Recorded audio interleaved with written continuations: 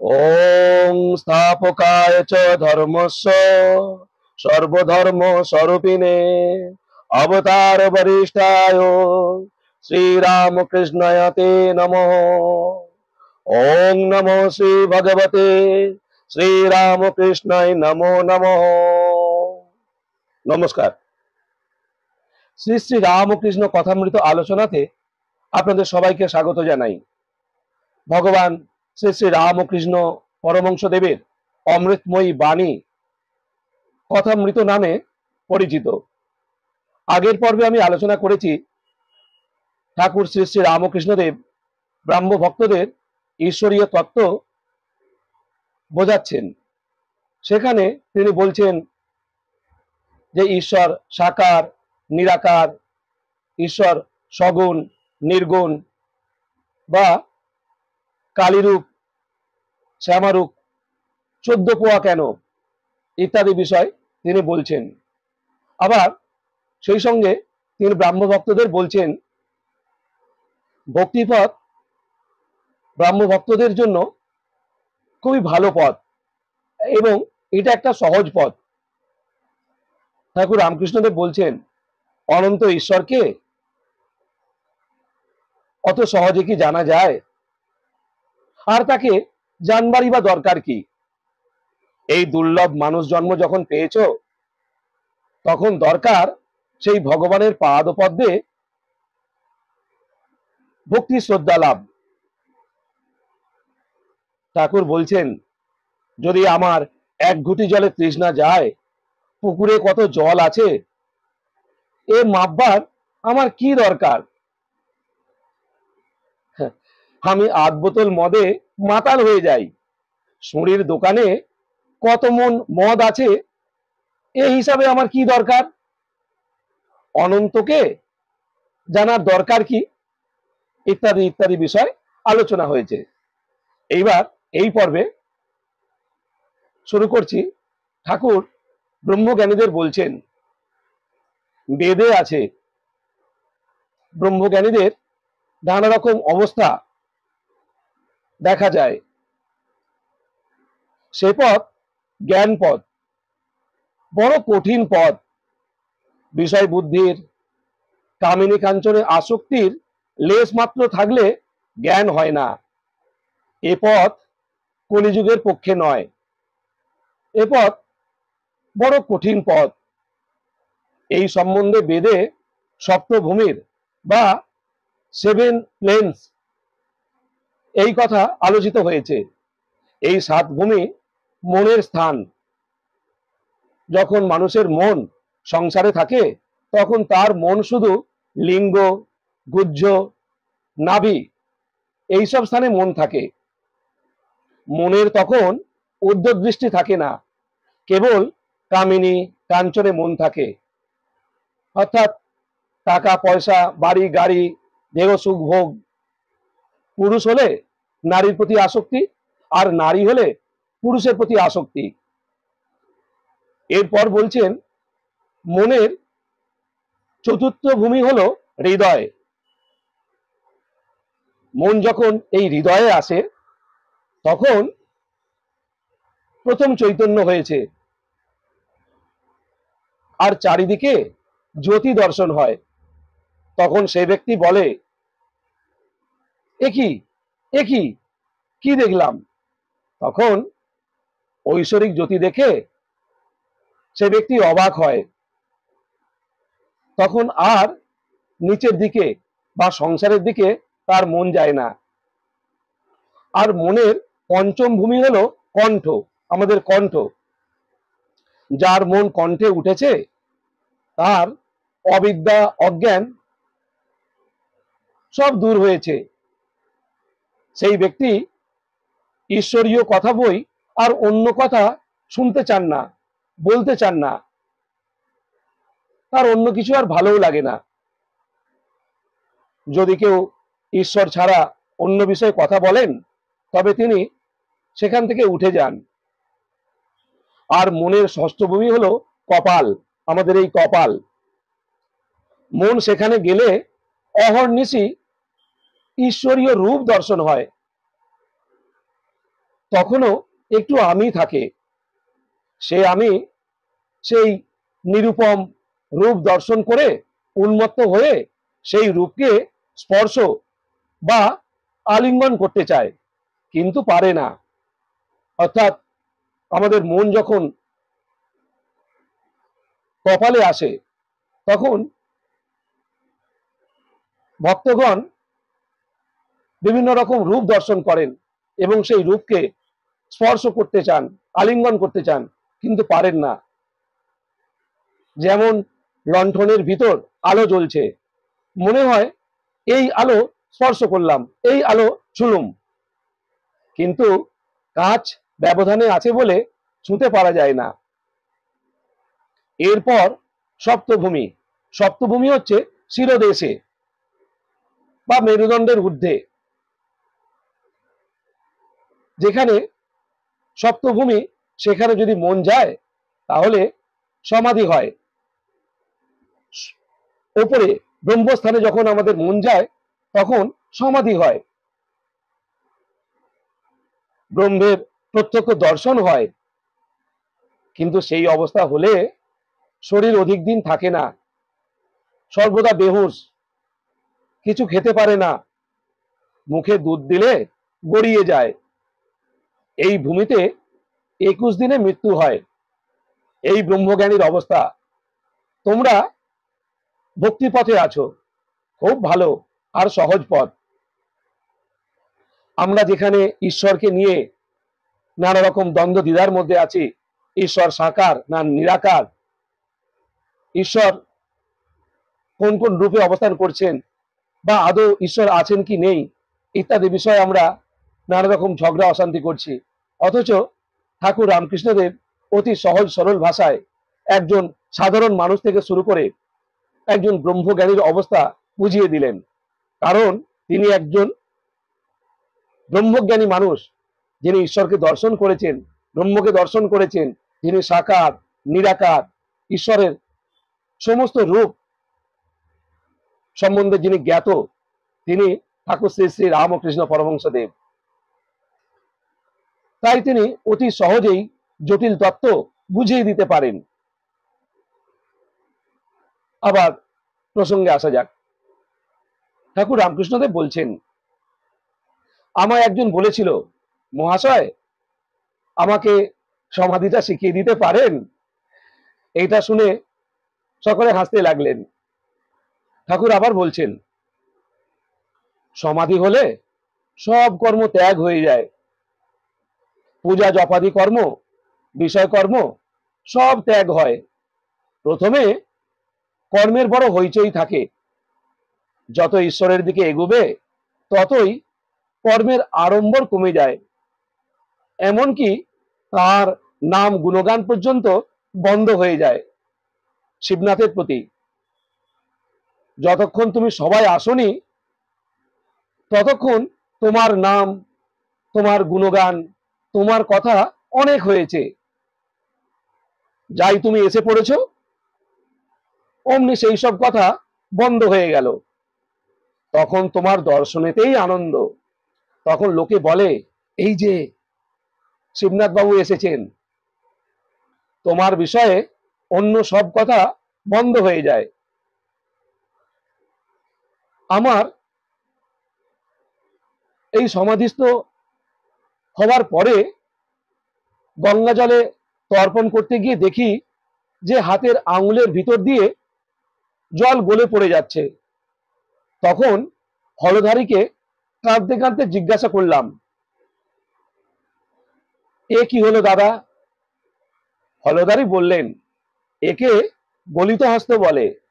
ঈশ্বর দর্শনের পর তর্পণাদি কর্ম আর থাকে না। ঠাকুর আবার বলছেন, যখন নাম সংকীর্তন হয়, প্রথমে বলে, নিতাই আমার মাতা হাতি, নিতাই আমার মাতা হাতি। ভাব গাঢ় হলে শুধু বলে হাতি হাতি, তারপর কেবল হাতি, এই কথাটি মুখে থাকে। আর শেষে হা বলতে বলতে ভাব সমাধি হয়। তখন সে ব্যক্তি, এতক্ষণ কীর্তন করছিল সেই ব্যক্তি চুপ হয়ে যায়। ঠাকুর একটা উপমা দিলেন, যেমন ব্রাহ্মণ ভোজনে প্রথমে খুব হইচই, যখন সকলে পাতা সম্মুখে করে বসলো তখন অনেক হইচই কমে গেল, কারণ পাতা পড়ে গেছে। এবার শুধু একটাই শব্দ, লুচি আনো, লুচি আনো, এই শব্দ হতে লাগলো। তারপর যখন লুচি তরকারি খেতে আরম্ভ করলো তখন 12 আনা শব্দ কমে গেছে। আর যখন দই এলো তখন সুপ সুপ, সকলে হাসতে লাগলেন। ঠাকুর বলছেন শব্দ নেই বললেই চলে। আবার খাবার পরে নিদ্রা, তখন সব চুপ। ঠাকুর বলছেন তাই বলছি, প্রথম প্রথম কর্মের খুব হইচই থাকে, ঈশ্বরের পথে যত এগুবে ততই কর্ম কমবে, শেষে কর্ম ত্যাগ হবে আর সমাধি হবে। গৃহস্থের বউ অন্তঃসত্ত্বা হলে শাশুড়ি কর্ম কমিয়ে দেন, 10 মাসে কর্ম প্রায় করতেই হয় না ওই গর্ভবতী মাকে। ছেলে হলে একেবারে কর্মত্যাগ, মা ছেলেটিকে নিয়ে আদর যত্ন করে, নাড়াচাড়া করে, আর ঘরকন্যার কাজ শাশুড়ি, ননদ, যা এরা করে। ঠাকুর রামকৃষ্ণদেব আবার বলছেন সমাধিস্থ হওয়ার পর প্রায় শরীর থাকে না, কারু কারু লোক শিক্ষার জন্য শরীর থাকে, যেমন নারদাদির, যেমন চৈতন্য দেবের, এবং আমি এখানে সেই সঙ্গে বলবো ঠাকুর রামকৃষ্ণদেবও তার মধ্যে পড়ছেন। ঠাকুর বলছেন লোক শিক্ষার জন্য শরীর থাকে, যেমন নারদাদি, শ্রী চৈতন্যদেব ইত্যাদি অবতারদের। একটা উপমা দিয়ে ঠাকুর বলছেন কূপ খোঁড়া হয়ে গেলে কেউ কেউ ঝুড়ি, কোদাল বিদায় দিয়ে দেন বা ফেলে দেন, আবার কেউ কেউ রেখে দেন, ভাবে যদি পাড়ার কারো দরকার হয়। এইরূপ মহাপুরুষ জীবের দুঃখে কাতর। এই ব্রহ্মজ্ঞানীদের কথা বলছেন, তাদের সমাধি হয়েছে, তারা জীবের দুঃখে কাতর হয়ে থাকেন। এনারা স্বার্থপর নয় যে আমার নিজের জ্ঞান হয়েছে, আমি নিজে ব্রহ্মকে লাভ করেছি, এবার আমি চললুম বলে শরীর ত্যাগ করলেন, এইরকম তারা নন। আবার ঠাকুর বলছেন স্বার্থপর লোকের কথা তো জানো, তাকে যদি বলো এখানে মতো, বললে সে মুতবে না, পাছে তোমার উপকার হয়। এই কথা শুনে সকলে হাসতে লাগলেন। ঠাকুর আবার বলছেন 1 পয়সার সন্দেশ দোকান থেকে আনতে দিলে চুষে চুষে এনে দেয়, সকলে হাসতে লাগলেন। ঠাকুর আবার বলছেন কিন্তু শক্তি বিশেষ, সামান্য আধার লোক শিক্ষা দিতে ভয় হয়, হাবাতে কাঠ নিজে একরকম করে ভেসে যায়, কিন্তু একটা পাখি এসে বসলে ডুবে যায়। যেমন আমরা অনেক সময় দেখি পুকুরে হয়তো একটা কাঠ ভাসছে, একটা পাখি সেই কাঠটাতে বসলো, অমনি সেই কাঠটা ডুবে গেল। এইরকম কথা বলছেন ঠাকুর। কিন্তু নারদাদি বাহাদুর কাঠ, যেমন নারদ, শ্রী চৈতন্যদেব, এনারা হলেন বাহাদুরি কাঠ। এ কাঠ নিজেও ভাসে, আবার উপরে কত মানুষ, গরু, হাতি পর্যন্ত নিয়ে যেতে পারে। অর্থাৎ নারদ, শ্রী চৈতন্যদেব বা শঙ্করাচার্য বা ঠাকুর রামকৃষ্ণদেব, এনারা তো নিজে ভগবানকে প্রাপ্ত হয়েছেন, আবার এনারা এমন কর্ম করে যান যাতে অন্যান্য মানুষেরাও সেই ঈশ্বরের সাক্ষাৎকার করতে পারেন, তার জন্য উপায়, তার জন্য ব্যবস্থা করে দেন। তার জন্যই তো ঠাকুর হয়েছিলেন কল্পতরু। আবার প্রসঙ্গে আসা যাক, শ্রী রামকৃষ্ণদেব শিবনাথের প্রতি, হ্যাঁ, তোমরা ঈশ্বরের ঐশ্বর্য অত বর্ণনা করো কেন? আমি কেশব সেনকে ওই কথা বলেছিলাম। একদিন তারা সব ওখানে কালীবাড়িতে গিয়েছিল। আমি বললাম, তোমরা কিরকম লেকচার দাও আমি শুনবো। তা গঙ্গা ঘাটের চাঁদনিতে সভা হলো, আর কেশব বলতে লাগলো, বেশ বললে, আমার ভাব হয়ে গিয়েছিল। পরে কেশবকে আমি বললুম, তুমি এগুলো এত বলো কেন? হে ঈশ্বর, তুমি কি সুন্দর ফুল করেছো, তুমি সুন্দর আকাশ করেছো, তুমি তারা করেছো, তুমি সমুদ্র করেছো, এইসব যারা নিজে ঐশ্বর্য ভালোবাসে তারা ঈশ্বরের ঐশ্বর্য বর্ণনা করতে ভালোবাসে। যখন রাধাকান্তের গয়না চুরি গেল, সেজবাবু রাসমণির জামাই রাধাকান্তের মন্দিরে গিয়ে রাধাকান্তকে বলতে লাগলেন, ছি ঠাকুর, তুমি তোমার গয়না রক্ষা করতে পারলে না। ঠাকুর বলছেন, আমি তখন সেজবাবুকে বললাম, ও তোমার কি বুদ্ধি?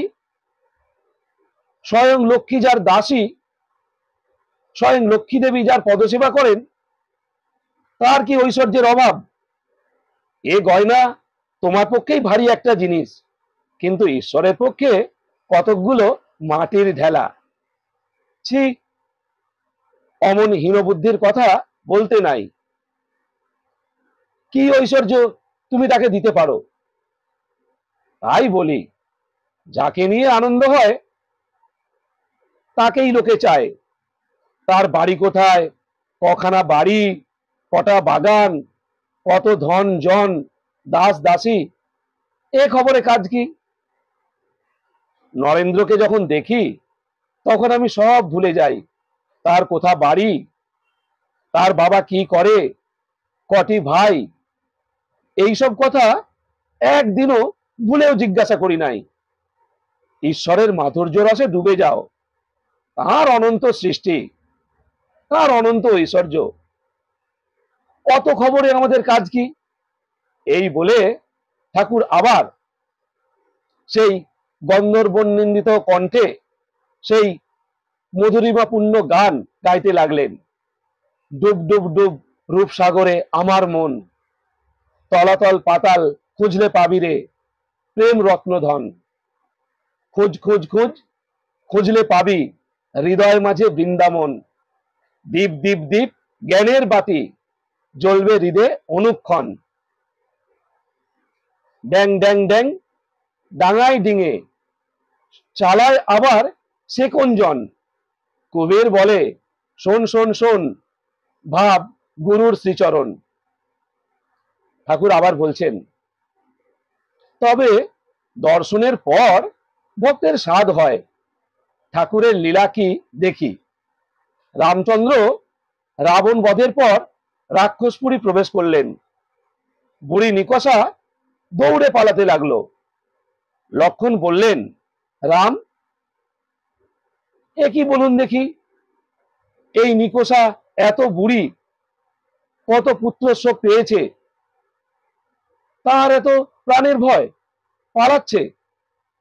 রামচন্দ্র নিকষাকে অভয় দান করে সম্মুখে আনিয়ে জিজ্ঞাসা করাতে নিকষা বললেন, রাম, এতদিন বেঁচে আছি বলে তোমার এত লীলা দেখলাম, তাই আরো বাঁচবার স্বাদ হয়। তোমার আরো কত লীলা দেখব। সকলের হাস্য। শিবনাথের প্রতি, তোমাকে দেখতে ইচ্ছা করে, শুদ্ধাত্মাদের না দেখলে কি নিয়ে থাকবো? শুদ্ধাত্মাদের পূর্বজন্মের বন্ধু বলে বোধ হয়। আজ এতখানি। আপনাদের যদি এই কথামৃত আলোচনা ভালো লেগে থাকে তাহলে অবশ্যই লাইক করবেন এবং শেয়ার করে দেবেন, এবং যারা ঈশ্বরের ভক্ত বা ঈশ্বরীয় তত্ত্ব জানতে চান তাদের মাঝে এই কথামৃত শেয়ার করে দেবেন। এবং ভগবানের কাছে আমি প্রার্থনা করি আপনারা সবাই খুব আনন্দে থাকুন, ভালো থাকুন। নমস্কার, জয় ঠাকুর।